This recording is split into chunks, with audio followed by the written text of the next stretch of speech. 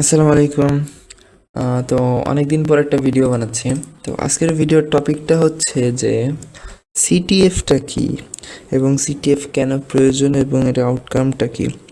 তো যদি এক কথায় বলি, সিটিএফ হচ্ছে ক্যাপচার দ্য ফ্ল্যাগ, এবং এখানে কি করতে হয়, লাইক কোনো একটা হিউম্যান রিডেবল টেক্সটকে এমনভাবে হাইড করা হয় বা এমনভাবে কনভার্ট করা হয় যেটা দেখলে অন্য কেউ বুঝবে না বা ধরতে পারবে না যে এই টেক্সটটা কোথায় আছে বা কিভাবে আছে।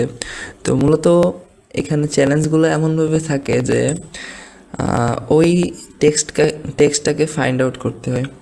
তো ওই ফাইন্ড আউট করার সময় আমাদের যেই সকল স্টেপ বা লেয়ারগুলো পার করা লাগে, তো এইগুলো হচ্ছে সাইবার সিকিউরিটি এই ফিল্ডটাতে অনেক ক্রুশিয়াল একটা জিনিস। তো ওইখানে দেখা যায় যে ওখানে বিভিন্ন ক্লু থাকে, বিভিন্ন রকমের মেথড থাকে। তো এগুলো সবই আর কি সাইবার সিকিউরিটি রিয়েল লাইফের সাথে আর কি রিলেটেড। আর সিটিএফ খেললে কী হয়, আর কিছু শিখি না শিখি অ্যাটলিস্ট কম্পিউটারের ফান্ডামেন্টাল বেসিক্স বা কম্পিউটারের যে জিনিসগুলো আমাদেরকে অবশ্যই জানা দরকার, জিনিসগুলো কীভাবে কাজ করে সেটা বোঝার জন্য বা যে কোনো কাজেই। তো এতে নিজের স্কিলটাও ডেভেলপ হয়। আর পাশাপাশি সিটিএফ খেললে যেটা হয় সেটা হচ্ছে আউট অফ দ্য বক্স থিঙ্কিংটা হয়, অর্থাৎ একজন সাধারণ মানুষ যেটা ভাবে আপনি সেটা থেকে আরেকটু বেশি ডিপলি অথবা অন্য পার্সপেক্টিভ থেকে চিন্তা করবেন। তো এই জিনিসগুলোর জন্য সিটিএফটা আসলে অনেক মজা লাগে। এবং যদি রিলেট করতে চাই তো সিপি তো সবাই করে, কিন্তু সিটিএফ কয়জনই বা করে। তো সিপিতে যেটা থাকে ওইখানে হচ্ছে জাস্ট একটা কি ওই প্রবলেম সেট থাকে, তো ওই প্রবলেম সেটটাকে সলভ করার জন্য একটা অ্যালগোরিদম বানাইতে হয় এবং স্ক্রিপ্টটাকে জাস্ট সাবমিট করতে হয়, দ্যাটস ইট। তো লজিক এখানে সবই লজিক্যাল, কিন্তু সিটিএফে লজিক আছে যেমন তেমনই দেখা যাচ্ছে প্র্যাকটিক্যাল জিনিসপাতি আছে যেগুলো আর কি দেখা যাচ্ছে স্কিলগুলোকে যথেষ্টই ডেভেলপ করে। যাই হোক, সিটিএফে বিভিন্ন ক্যাটাগরি থাকে। তো ক্রিপ্টোগ্রাফিটা আমার কাছে খুবই ভালো লাগে। তো ক্রিপ্টোগ্রাফিতে যেটা হয়, ডেটা এনক্রিপশন এবং ডিক্রিপশন নিয়ে কাজ করা হয়। তো ক্রিপ্টোগ্রাফির চ্যালেঞ্জগুলো কেমন হয়, আর আরেকটা কথা বলে রাখি, সিটিএফে মূলত হচ্ছে ফ্ল্যাগ সাবমিট করা লাগে। তো ফ্ল্যাগের একটা ফরম্যাট থাকে এবং সেটা হিউম্যান রিডেবল টেক্সট হয়। তো ফ্ল্যাগ ফরম্যাটটা কি, প্রথমে যে অর্গানাইজার টিম থাকে ওই টিমের একটা শর্ট ফর্ম থাকে। তো ওই শর্ট ফর্মটা থাকে প্রিফিক্স, এরপর একটা কার্লি ব্রেস, এরপরে ওইটার মধ্যে হিডেন মেসেজটা থাকে যেটা হিউম্যান রিডেবল অবশ্যই। তো এখানে বিভিন্ন ক্যাটাগরির সিটিএফগুলোতে বিভিন্নভাবে এই ফ্ল্যাগগুলো হাইড করা থাকে বা কনভার্ট করা থাকে, সেগুলো খুঁজে বের করতে হয়। তো ক্রিপ্টোগ্রাফিতে তো বললাম এই ফ্ল্যাগটাকে সাপোজ এমন একটা ফরম্যাটে কনভার্ট করবে যেটাকে বোঝার জন্য আমার ওইটার অ্যালগোরিদমটাকে বুঝতে হবে যে কী এনক্রিপশন ইউজ করছে, অ্যান্ড দেন ওটাকে রিভার্স করে একটা ডিক্রিপশন স্ক্রিপ্ট বানাতে হবে। তারপরে ওই এনক্রিপ্টেড মেসেজটাকে পাস করলে আমি আবার প্লেন টেক্সটটাকে পাবো। তো জিনিসটা যদি সহজে বলি, যেমন আমরা যদি লিখি, এই যে এর একটা আস্কি ভ্যালু আছে। এখন এর আস্কি ভ্যালু কত, 97।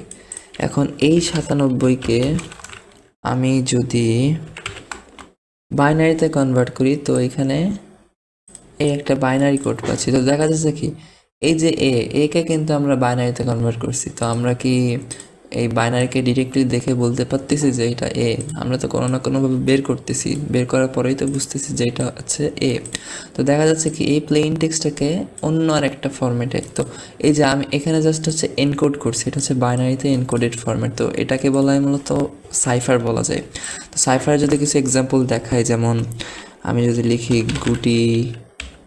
গুটি বাবা, তো এটাকে যদি আমি বেস 64 নিই, আমরা ইন্টারমিডিয়েট লেভেলে শিখে আসি বেস 2 অর্থাৎ binary, hexadecimal means base 16 and base 10 means decimal. তো এখানে আরও অনেক বেস আছে, বেস 64, বেস 92, বেস 85 অনেক রকম। তো আমি যদি এখানে বেস 64-এ নিই তো দেখা যাচ্ছে এই ফরম্যাটে আসছে। তো এটা এনকোডিংয়ের পেছনেও কোনো না কোনো অ্যালগোরিদম আছে। তো যাই হোক, এটা গেল একদম বেসিক যেই ক্রিপ্টোগ্রাফির থিঙ্কিংটা। তো ক্রিপ্টোগ্রাফিটা কেন দরকার? ক্রিপ্টোগ্রাফিটা লাগবে হচ্ছে মূলত ডেটা এনক্রিপশনের জন্য। তো ডেটা এনক্রিপশন আসলে সব জায়গাতেই দরকার, কারণ ইন্টারনেটে কোনো কিছুই আমরা যদি মানে কোনো ইম্পর্টেন্ট কিছু আমরা ডিরেক্ট রিডেবল ফরম্যাটে সেন্ড করতে পারি না। আমরা যদি ফেসবুকেও মেসেজ পাঠাই সেটাও এনক্রিপ্টেড হয়েই ওইখানে যায়, তারপরে ওইখান থেকে একটা কি থাকে ওইটা দিয়ে আবার ডিক্রিপ্ট করেই কিন্তু আমরা মেসেজটা পাই, যতদূর জানা আমার। তো যাই হোক, আমি যদি ক্রিপ্টোর একটা ভালো এক্সাম্পল দেখাই তো এটার থেকে ভালো এক্সাম্পল আর নাই আশা করি। তো এটা হচ্ছে এক্সর। এখন এতকাল তো এক্সর পড়ে আসছি যে এক্সর কীভাবে কাজ করে লজিক গেটে, এটা দিয়ে কি করে, এটার ফর্মুলাটা জাস্ট জানি আমরা, বাট এটার যে ইমপ্লিমেন্টেশন সেটা হচ্ছে এখানে। তো ক্রিপ্টোগ্রাফি বা ডেটা এনক্রিপশনে, ডেটা সিকিউরিটিতে এক্সর অপারেশনটা খুবই বহুল ব্যবহৃত আর কি। তো এটা কিভাবে কাজ করে আমি যদি বলি, আমরা অন এক্সরকে পাইথনে এক্সরের সিম্বলটা হচ্ছে এরকম। তো ওয়ানের সাথে যদি জিরো এক্সর করি তাহলে কিন্তু ওয়ান, আবার যদি জিরো এর সাথে জিরো করি তাহলে জিরো। আচ্ছা, ওয়ানের সাথে ওয়ান করলে কি হবে? জিরো। আচ্ছা, তো এটা সবাই জানে, কিন্তু আমি যদি এমন করি, আমি 440 এটার সাথে এক্সর করতেছি 111-র, তখন কি হলো? 471। এটা কিভাবে সম্ভব? তো এটা কি, 440কে আমি প্রথমে 8 বিটের বাইনারিতে কনভার্ট করছি। বাইনারিতে কনভার্ট করার পরে ওই যে বাইনারির প্রত্যেকটা বিট আছে, ওই প্রত্যেকটা বিটের সাথে আবার এইটার বাইনারি প্রত্যেকটা বিটের এক্সর করছি। তো ওইটা করার পরে কি হয়েছে, ওইখানে নতুন আরেকটা আমি বাইনারি পাইছি। ওই বাইনারিকে যদি আবার ডেসিমেলে কনভার্ট করি তাহলে 471 পাচ্ছি। তো সেম কনসেপ্টটা এখানে ইউজ হয়েছে। তো এখানে আমি যদি জি এর আস্কি ভ্যালুটা দেখি, জি আস্কি ভ্যালু হচ্ছে, এটা হচ্ছে ওআরডি দিয়ে বের করে আস্কি ভ্যালু, কি হলো ব্র্যাকেট ও আচ্ছা 103। তো জি এর আস্কি ভ্যালু 103, তারপর সেম ওয়েতে ইউ এর কত 117। তো দেখা যাচ্ছে কি এই প্রত্যেকটা ক্যারেক্টার একটা আস্কি ভ্যালু আছে এবং একটা ডেসিমাল ফরম্যাটে আমি পাচ্ছি। এবার এখানে হচ্ছে কি, এটা হচ্ছে পাসওয়ার্ড। তো এবার কি হবে, এই প্রত্যেকটা আস্কি ভ্যালু এই প্রত্যেকটা আস্কি ভ্যালুর সাথে এক্সর অপারেশন হবে, হওয়ার পরে নতুন একটা এনক্রিপ্টেড মেসেজ তৈরি হবে, যেটা হচ্ছে এই যে এইটা। তো এটা আমি কপি করে রাখলাম। আচ্ছা, এবার যদি একটা জিনিস দেখি, আমি সাপোজ এখানে যে 440-এর সাথে 111 এক্সর করছিলাম, তো এটাকে যদি আবার এভাবে করি 471, তাহলে কি 111 পাচ্ছি।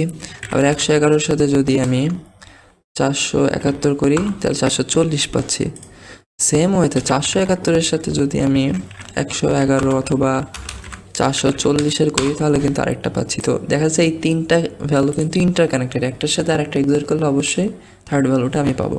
তো এখানেও ঠিক তাই, এটার সাথে যখন এটার এক্সর হয়ে আমি এই ভ্যালুটা পাচ্ছি, তখন আবার যদি আমি এই সেম কি দিয়েই আবার এটাকে আমি এক্সর করি তাহলে কিন্তু এই ভ্যালুটা পাবো। তো আমি যদি এখন এই ফ্ল্যাগের এইখানে যদি আমি এই ভ্যালুটা বসাই তাহলে কি হবে, এবার রান করলে এই যে আমি কিন্তু ওই ফ্ল্যাগটা পাচ্ছি, অর্থাৎ হিউম্যান রিডেবল টেক্সট। তো এটাই হচ্ছে এনক্রিপশন। এখন আমি যদি এই কিটা না জানতাম তাহলে কিন্তু আমি এটা পাইতাম না। তো দেখা যাচ্ছে কি এইভাবে বিভিন্ন এনক্রিপশন স্ক্রিপ্ট দেওয়া থাকবে, আমার ওটাকে ডিক্রিপ্ট করা লাগতে পারে, আবার অনেক ক্ষেত্রে ট্রিকি ওয়েতেও সলভ করা যেতে পারে। যেমন এইটা তো সিম্পল একটা, এটা ফর নিউবিস। তো এটা গেল একটা বেসিক ক্রিপ্টোগ্রাফির প্রবলেম। এবার যদি যাই ওসিন ট্যাগে যাই, তো দেখা যায় ওসিন সবার কাছেই মজা লাগে। তো এটা আমি একটা সিটিএফে পাইছিলাম। তো এখানে কি বলা ছিল এমন যে এই যে একটা মূর্তি আছে, এখন বলা ছিল যে এই মূর্তিটা যে ক্যামেরাম্যান, ওই ক্যামেরাম্যানটা যেই গ্লোবাল পজিশন থেকে এই মূর্তির ছবিটা তুলছে একদম অ্যাকুরেটলি ওই পজিশনটা লাগবে। এখন এটা কীভাবে সম্ভব? আমার কাছে তার কোনো ডিটেলস দেওয়া নেই, জাস্ট একটা ছবি আছে। এখন যদি ওই ক্যামেরাম্যানের একদম এক্স্যাক্ট পজিশনটা বের করতে চাই তাহলে কী করা যেতে পারে? তো সেটার জন্য আমি ফার্স্টে কী করছিলাম, এটাকে জাস্ট রিভার্স সার্চ করছিলাম গুগলে। তো এটা যদি রিভার্স সার্চ করি তাহলে দেখা যাবে এটা কি আচ্ছা, এখানে এক্সাক্ট আসে না, এই যে এইটা হচ্ছে মূর্তিটা। তো এই মূর্তিটার নাম কি আর লোকেশন কি সেটা আমার আগে দেখতে হবে। আচ্ছা, আমি এক কাজ করি, ইংলিশে কনভার্ট করে দ্য বুদ্ধ স্ট্যাচু ফ্রম মনয়া। আচ্ছা, এটাকে যদি এবার পেস্ট করি, তো এখানে একটা, আচ্ছা ওয়েট, এখানে সোর্স অথর সি বিলো, এখানে কোনো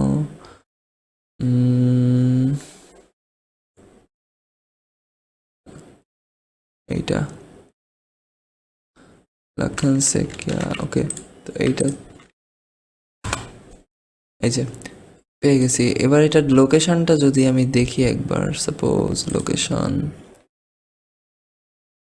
আচ্ছা তো এটা একটু চেঞ্জ করি।